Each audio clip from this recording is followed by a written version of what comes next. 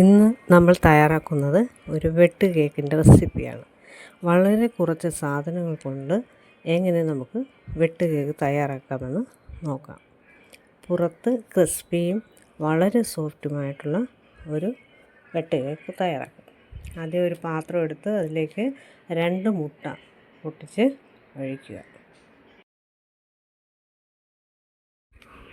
എന്നിട്ട് ഒരു വിസ്ക് ഉപയോഗിച്ച് നന്നായിട്ട് മുട്ട ബീറ്റ് ചെയ്യുക.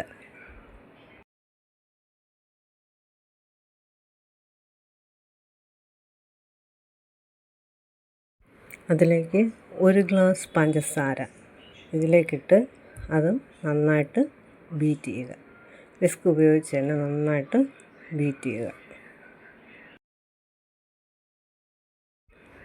ടേസ്റ്റിനും മണത്തിനും വേണ്ടി 1 സ്പൂൺ ഏലക്കാപ്പൊടിയും ഇതിലേക്ക് ചേർക്കുക.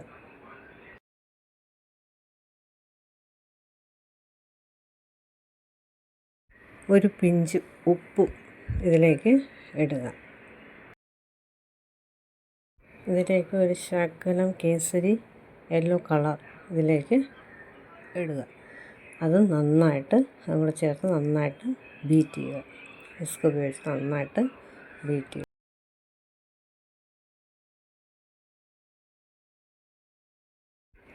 അര സ്പൂൺ സോഡാപ്പൊടിയും കൂടി ഇതിലേക്കിട്ട് അതും നന്നായിട്ട് ബീറ്റ് ചെയ്യുക.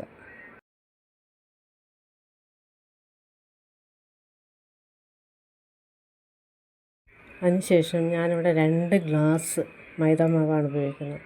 അത് കുറേശ്ശെ ഇട്ട് അതും വിസ്ക് ഉപയോഗിച്ച് തന്നെ ഞാനതും കുഴച്ചെടുക്കണം. ആദ്യം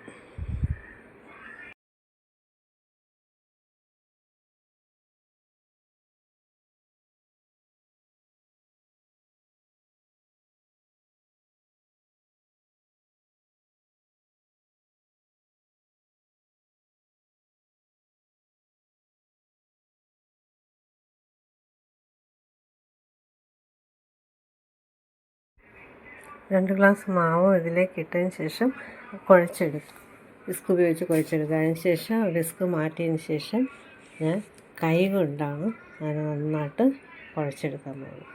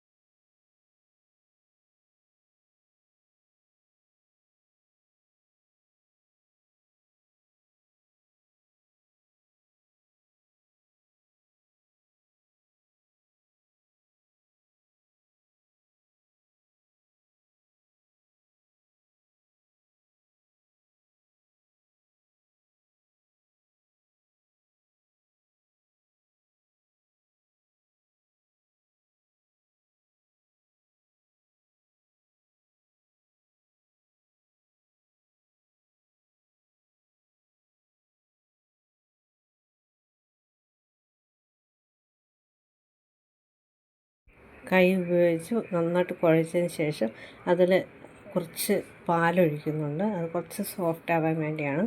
അത് നന്നായിട്ട് പാലും ഒഴിച്ച് നന്നായിട്ട് കുഴയ്ക്കുക.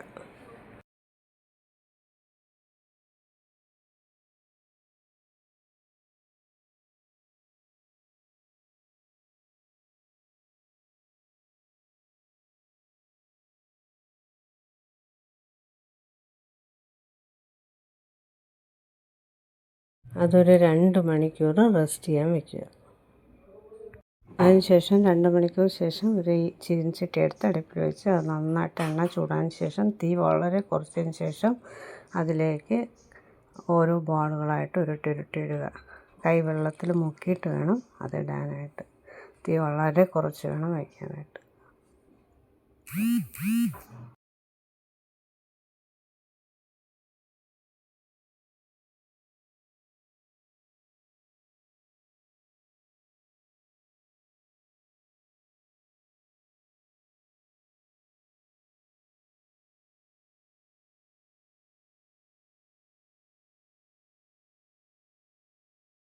മുകൾ ഭാഗം വെന്തതിന് ശേഷം അത് മറിച്ചിടുക.